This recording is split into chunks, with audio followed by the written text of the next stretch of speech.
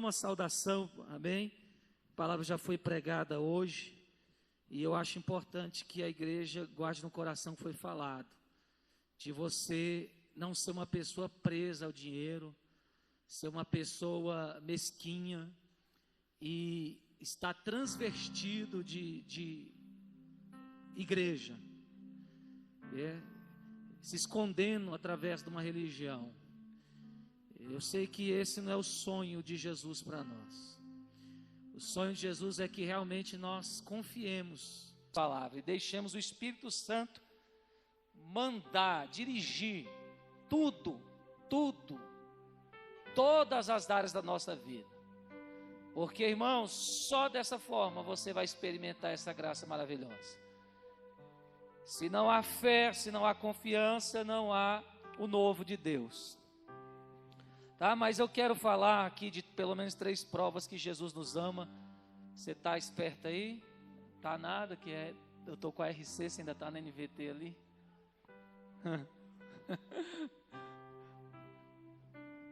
Agora você está esperto? Está esperto ali. Então, irmãos, abra a sua Bíblia e vamos passar por alguns versículos. Aleluia, Deus é maravilhoso. É muito bom estar em comunhão, irmãos, com Deus, com a igreja, com o povo da fé. Essa é a herança que Deus nos deu nessa vida passageira. É a comunhão não com o mundo, não com a obra das trevas, não com as pessoas que não creem, mas com os salvos, com os que creem, amém? Quem é salvo aí, dá um sinal. Aleluia. 3 provas que Jesus nos ama. Repita isso aí, por favor. Esse povo, o Deus dá roupa, dá alimento, dá dinheiro. E olha o jeito que o pessoal começa a confissão bíblica, né? Passamos vergonha agora no céu com essa confissão aí. Não. Vou ter que repetir, anjo, perdoa aí, que eles não sabem o que fazem.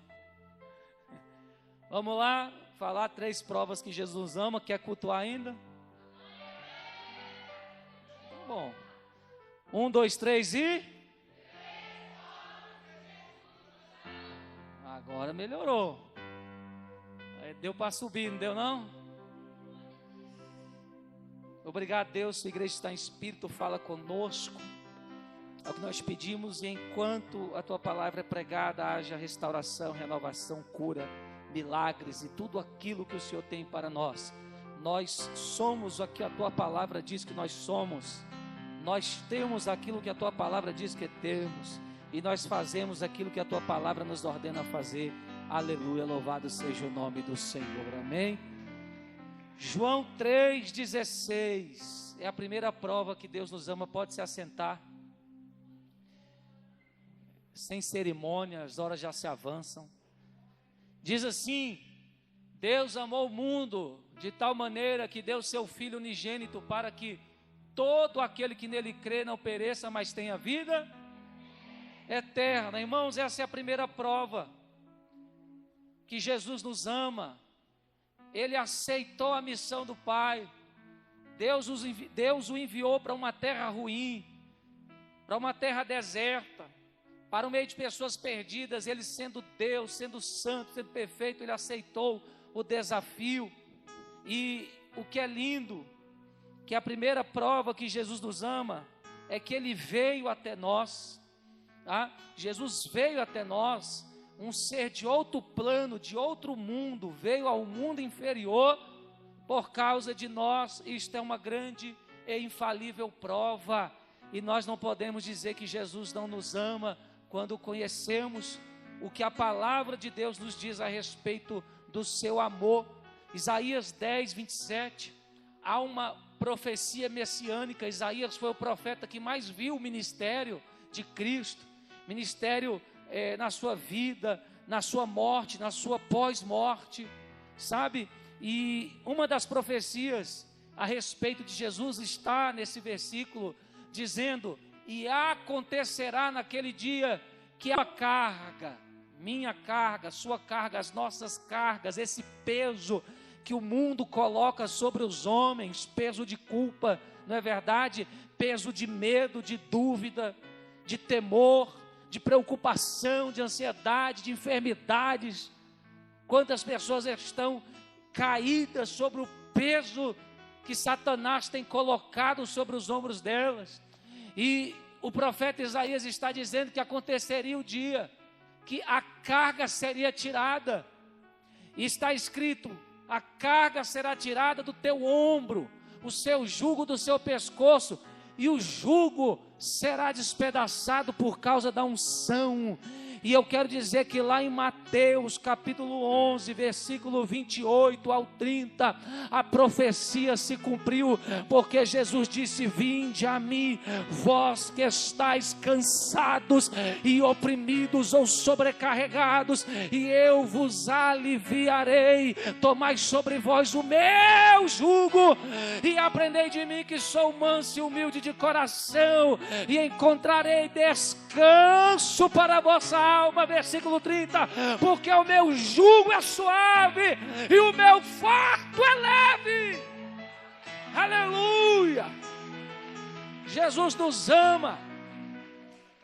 O peso foi tirado de todo aquele que confessou Jesus Cristo como seu Senhor. Você não está debaixo do jugo das acusações do diabo, nem do seu passado. Você é filho de Deus, você tem aliança com Deus, e quem tem aliança com Deus, a aliança com Deus abençoa todas as outras alianças, e o jugo é suave, o fardo é leve, e você pode caminhar glorificando o nome do Senhor, porque isto é a prova que Ele amou as nossas vidas. Filipenses capítulo 2, versículo de número 7, a prova de que Jesus nos amou, porque Ele veio até nós. O texto vai dizer bem claro: mas Ele aniquilou-se a si mesmo, tomando a forma de servo e fazendo semelhante aos homens. O termo grego eskenoses, esvaziamento total. Ele abandonou o seu poder como Deus, Ele abandonou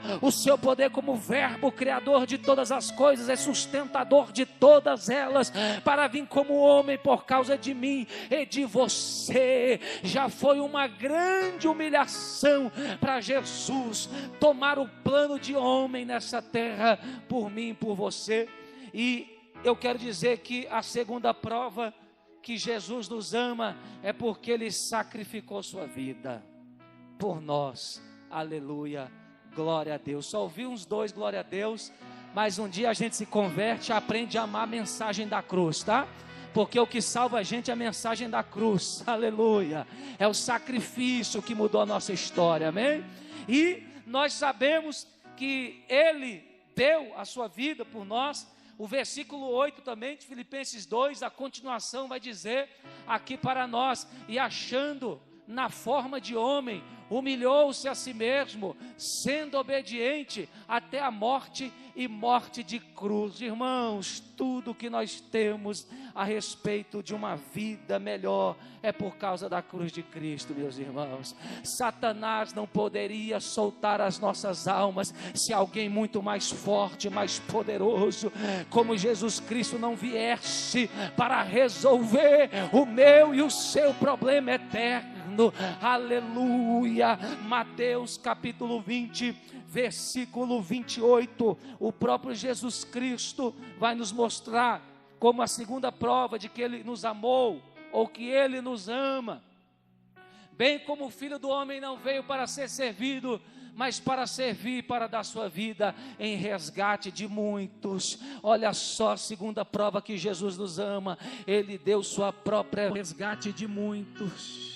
A vontade de Deus era que fosse resgate de todos, mas nem todos querem, nem todos creem, nem todos dão valor à mesa do Senhor. Mas para mim, para você e para os muitos que creram e os muitos que ainda hão de crer pela pregação do Evangelho, haverá resgate da sua alma pela mão forte, o braço poderoso do nosso Senhor, que se sacrificou a cruz, a sua própria vida por amor a nós. Ah, meu irmão, isso é muito melhor do que desperdiçar o dia todo na internet, em rede social, dando risada, vendo informações que nós nem conseguimos entender de tantas que são. É muito melhor meditar nestas coisas. Jesus me ama, porque Ele deu a sua própria vida por amor a mim. O Evangelho de João, capítulo de número 10, versículo de número 18, vai nos dizer: ninguém me tira, ou melhor, coloca o versículo 17 e o 18 para a gente entender melhor.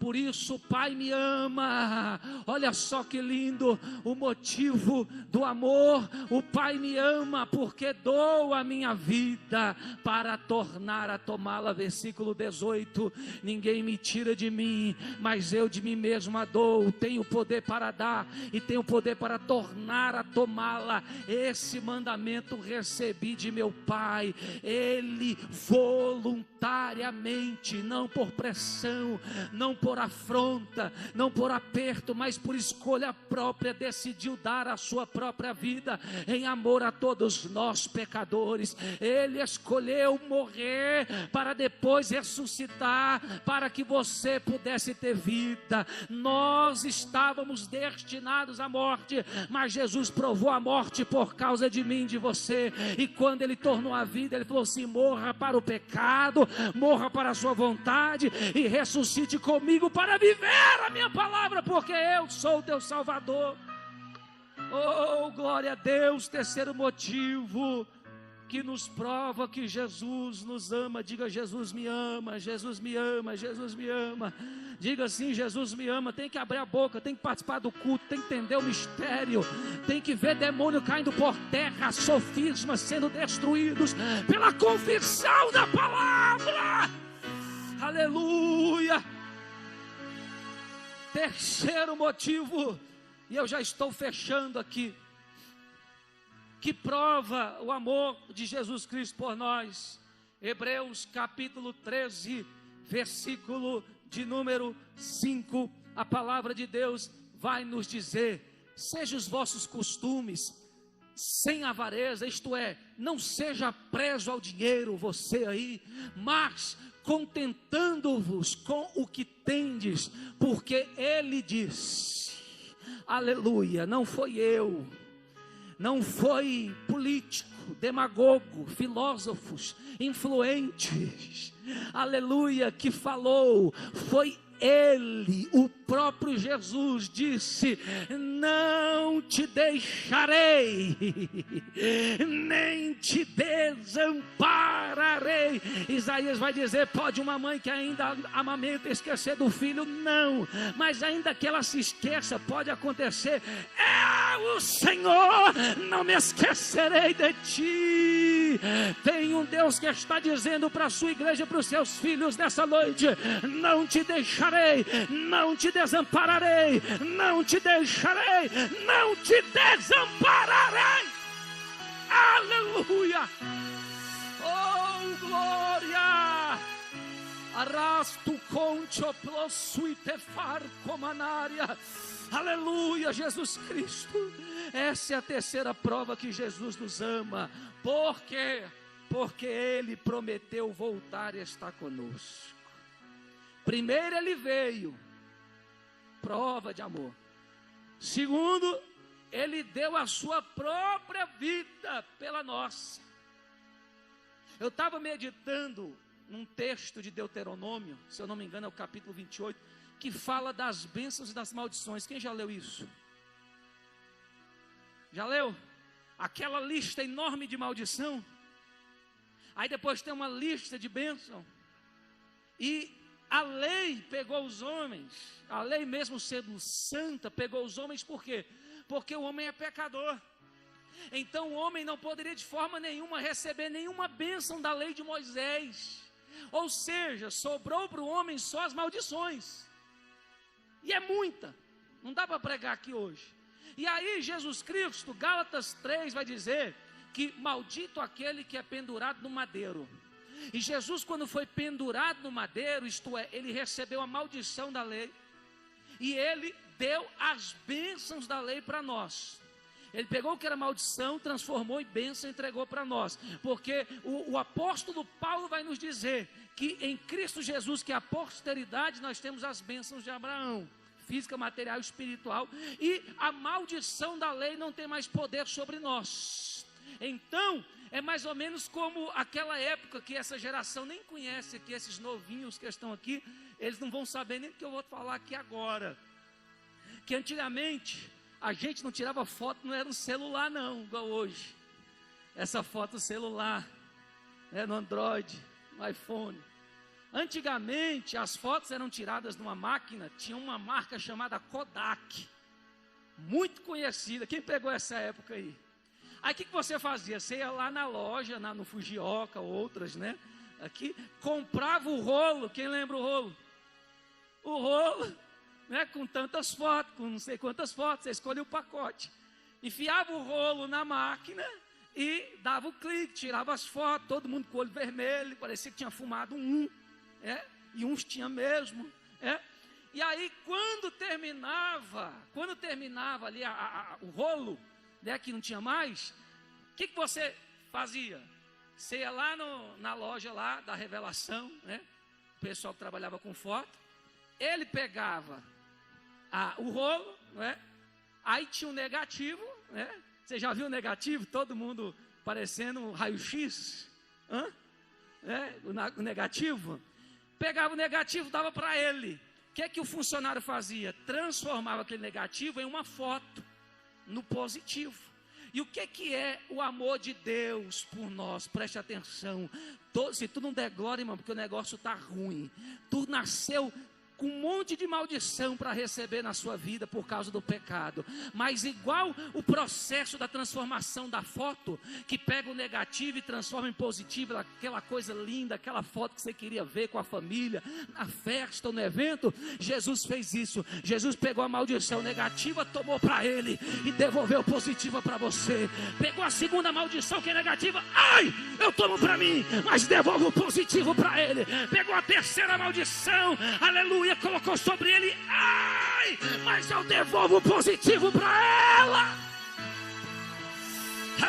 Jesus Cristo é o nosso Senhor e Salvador, e nós o adoramos porque reconhecemos o seu amor.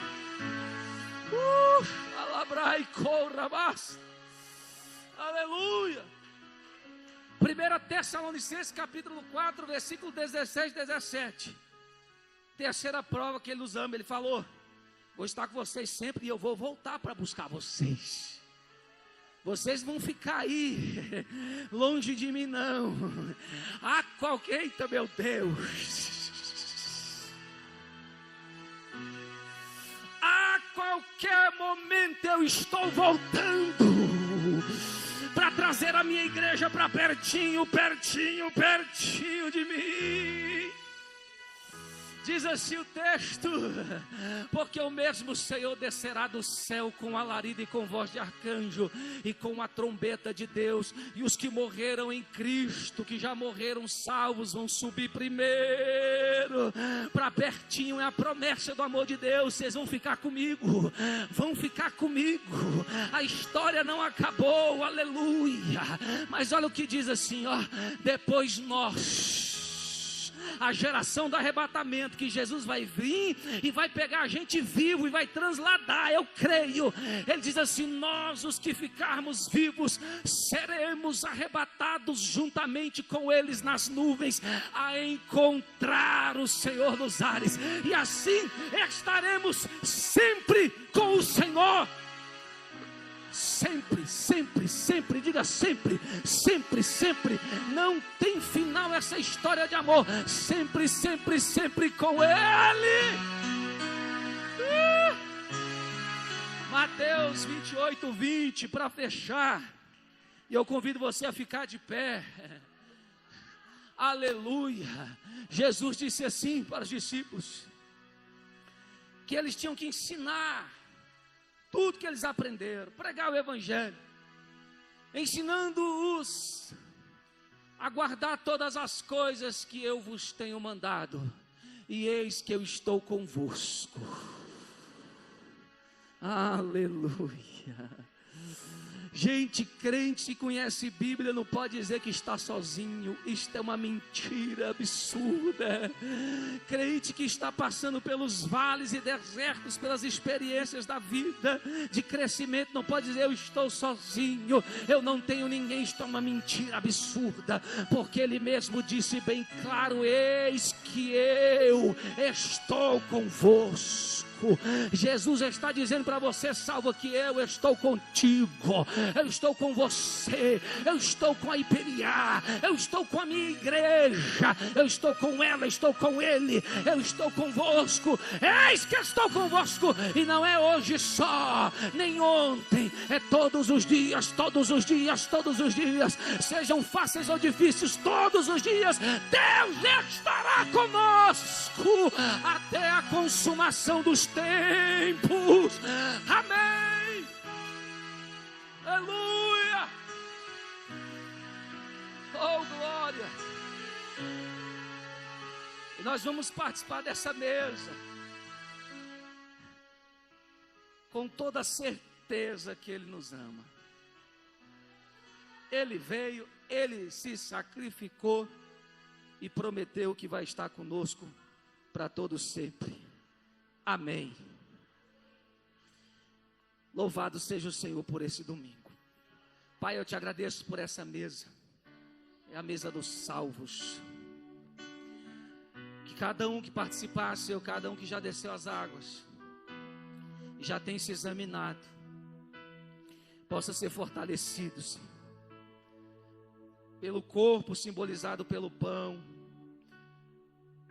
corpo sacrificado em cruz, sangue derramado simbolizado pelo vinho. Essa é a nossa lembrança, essa é a nossa memória, que o Senhor foi humilhado, foi traído, foi covardemente assassinado por um sistema corrupto, religioso, ignorante, preconceituoso, por causa de nós, os pobres, os pequenos. Obrigado, Jesus.